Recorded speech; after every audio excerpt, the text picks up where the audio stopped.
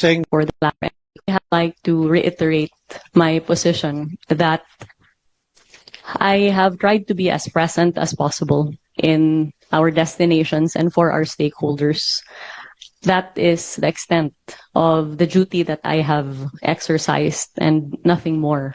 I have no national ambition. I'm not running for any national position, and therefore any accusation of self-promotion would fall flat because I am not running for any national position in 2028, and therefore there would be no reason for me to promote myself.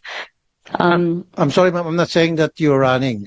Don't put words into my mouth. I'm just saying that what I'm saying is, yung po nakakalata yung mga tao na parang pinopromote yung sarili mo for whatever reason. Now, also, ma'am, compared to other countries like Vietnam, Korea, Malaysia, Japan, hindi niyo po nakikita yung mukha ng mga secretaries ng Department of Tourism nila doon eh.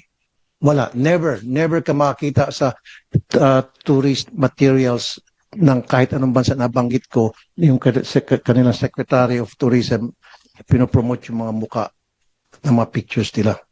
That's what the Yes. people that came to me. Perhaps if it is the pleasure of the senator that I no longer visit our destinations or that there be no coverage of the same, we can take that into serious consideration. But as far as I'm, my understanding, of course, ma'am, you can visit. Why not? Yeah, I would even, people will appreciate you going there so that makita mo on the ground kung ano yung mga kulang, ano yung mga kailangang gawin, etc. But what we are saying here, ma'am, please, huwag mo i-promote yung sarili mo. Pag pumunta ko na sa isang lugar, kung ano yung mga kulang doon, punahin mo and then punuan mo. Yun po yung point ng mga netizens na lumapit po sa akin.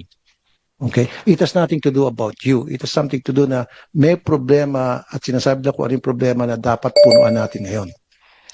Senator, we would be also very happy to provide your office with all of the promotional efforts that we have made sans my face in the destinations covered in order to indicate that the Department of Tourism has not ever ceased from promoting our destinations, notwithstanding our very, very limited budget.